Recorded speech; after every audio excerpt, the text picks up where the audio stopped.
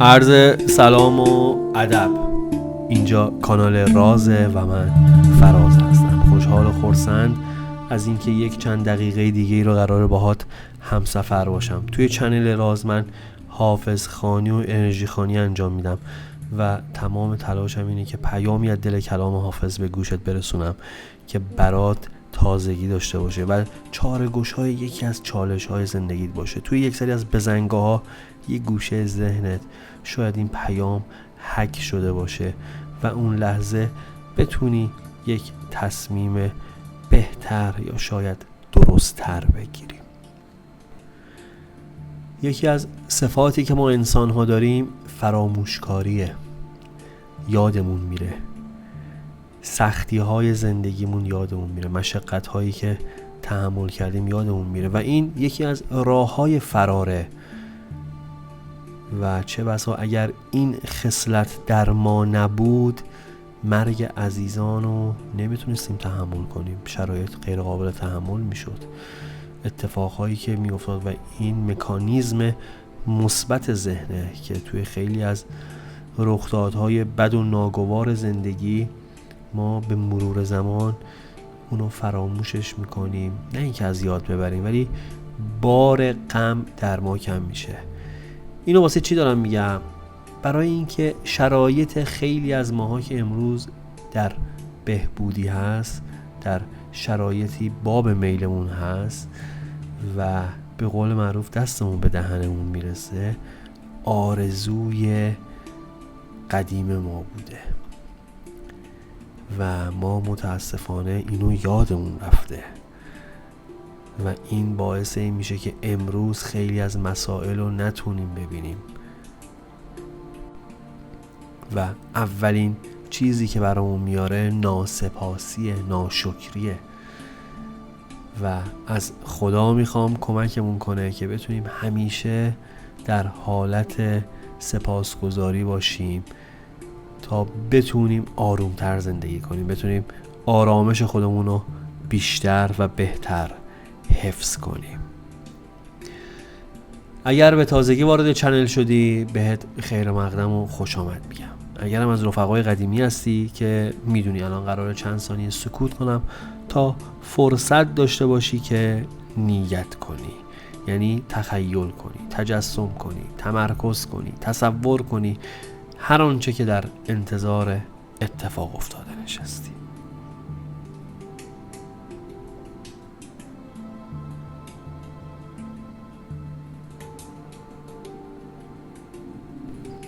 خب اگر نیت کردی آماده ای با هم ببینیم پیام امروزا. دارم امید عاطفتی از جانب دوست، کردم جنایتی و امیدم به عفو اوست.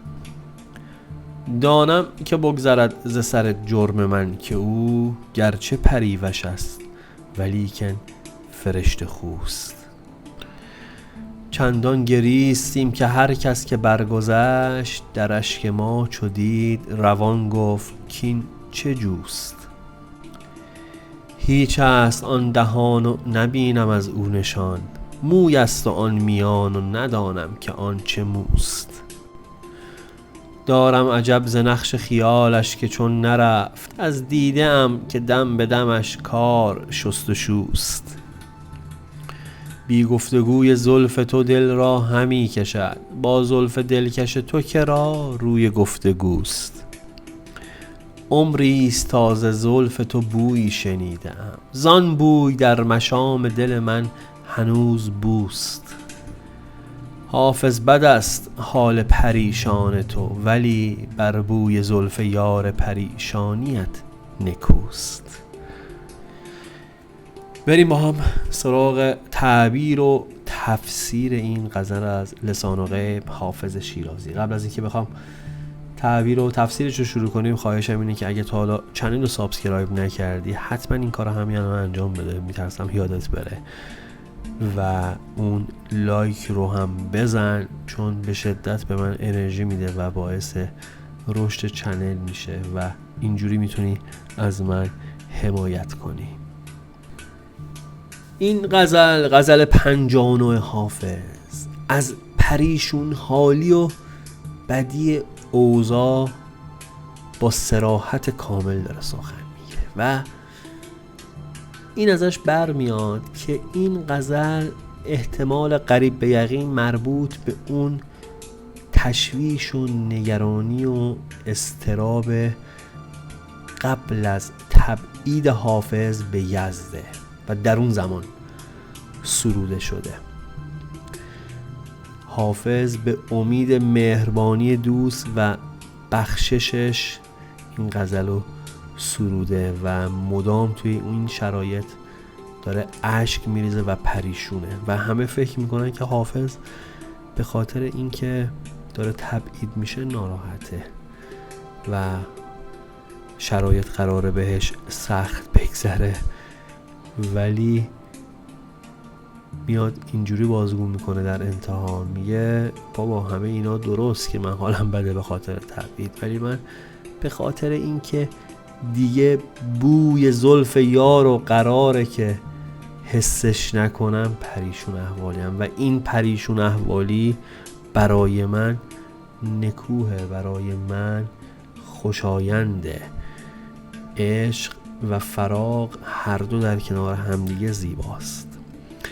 اگر قرار باشه همیشه وصال باشه که دیگه اون سختی و اون وصال معنی پیدا نمیکنه و حافظم اینو به درستی اون موقع میدونسته. میگه اگر یاری دارم، اگر عشقی دارم، همین دوری هم برام جذاب، همین دور بودن هم برام نکوه و من حال بدیم به خاطر نبود بوی زلف یاره، که منظور همون نبودن یار و معشوق در کنارشه.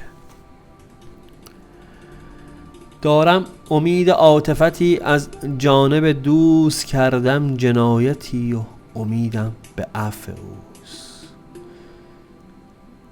میگه امیدوارم به عفوش، مرحمت و شفقتش نسبت به من قطع نمیشه، چون که اون عالی جنابه، اگرچه من هم گناهکارم ولی امید به عفوش دارم. و تو بیت دوم یه دفعه رنگ عوض میکنه، موضوع به خودش یک قصه دیگه میگیره، ماسکی دیگه بر چهره زده میشه. میگه دانم که بگذرد ز سر جرم من که او، گرچه پریوش است ولیکن فرشته خوست. میگه میدونم که از سر گناهم میگذره، از گناهم چشم پوشی میکنه، زیرا جانان گرچه مثل پری زیباست ولی خلق و خوی فرشته رو داره و مثل پری رویان بدخلق و بدقلق نیست و خلق و خوی فرشته رو داره. تو دیگه اینجا دچار تضاد میشه که این داره یار و معشوق رو میگه یا داره شاه رو میگه. چندان گریستم که هر کس که برگذشت، در اشک ما چو دید روان گفت که این چه جوست. این که میگه چه جوست منظورش چه جوی آبیه، نه اینکه در حال جستن باشه، چه جستنیست، نه. میگه از عشق جانان به قدری گریه کردم که هر کسی که این جریان اشک منو ببینه حیرت زده میشه. میگه که این چه چشمه ایه که مثل سیلاب جاری شده، چه جوییه. و توی بیت پنجم سنگ تموم میذاره، میگه دارم عجب ز نقش خیالش که چون نرفت، دارم عجب ز نقش خیالش که چون نرفت، از دیدم که دم به دمش کار شست و شوست. حیرت زده میشی از معنیش. میگه نقش خیال جانان مدام جلوی چشممه، تکون نمیخوره. میگه این چه نقش و خیالیه که چشمای من مدام به خاطر اشکی که دارم میریزم در حال شستشوه، ولی نقش خیالش از روی چشم من پاک نمیشه، حذف نمیشه. کادر تصویر ذهن من مدام در حال دیدنشه. این چه نقش و خیالیه. و در بیت هشتم میگه حافظ بد است حال پریشان تو، ولی بر بوی زلف یار پریشانیت نکوست. میگه ای حافظ، حال پریشون تو، نابسامان تو اصلا خوب نیست، اما به امید زلف جانان یا به سبب بوی زلف جانان این پریشانی بهتره. یعنی اگرچه به واسطه پریشانی از فراق حالت بده، اما به امید وصال این پریشونی به نفعته که پایان فراق وصاله. حالا بیا بریم با هم دیگه ببینیم چی برای امروز من و تو داره. از اینجا به بعد مال امروز من و توه. مختصر و مفید میخواد میگه که توی همه امور زندگی گاهی از همه افراد اشتباهاتی سر میزنه و من و تو هم از این قاعده مستثنا نیستیم. بیا تو رو خدا به خودمون گیر ندیم. بیا خودمونو با همه بدیامون دوست داشته باشیم.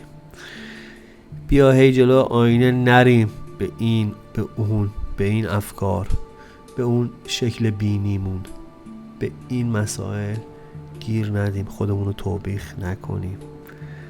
اگر هم اشتباهی کردیم بپذیریمش، ازش درس بگیریم، بریم جلو. مهم درس گرفتن از اشتباهاته. صادق باش، از درویی بپرهیز. داره بهت میگه که به تو داره میگه خیلی باهوشی، ولی نمیدونی که از استعداد در کجا و چگونه بهره بگیری. قرار دوستی بهت کمک کنه، پس دست رد به سینش نزن. به زودی خبری خوش دریافت میکنی و از این غم و پریشونی نجات پیدا میکنی و حالت خوب میشه. مثل آخر پیام حافظ که میگه پایان فراق وصال است. نکته کلیدی و سیگنال و کلید واژه این پیام صداقته و به نظرم ارزنده ترین کسی که توی این جهان میتونیم باهاش صداقت داشته باشیم اول خودمونیم. این صداقت با خود تو دلش یک سبک زندگی داره، یک دینه. با خودمون اگه صادق باشیم خیلی جاها، خیلی از اتفاقات طوری رقم میخوره که فقط خیر مادرش نهفته است. پیام میگه که به زودی خبری خوش بهت میرسه و از بند این غم آزاد میشی و موفقیت بزرگی نصیبت میشه. توی کارها ترس و دلهره رو از خودت دور کن و با توکل به خدا و با اراده قوی که داری اقدام و عمل کن. و چقدر خوب و مبارکه که پیامو همینجا به پایان برسونم، چون بیشتر توضیح دادن نسبت بهش مطلب رو لوس میکنه و احساس میکنم از حق مطلب کمتر ادا میشه درش.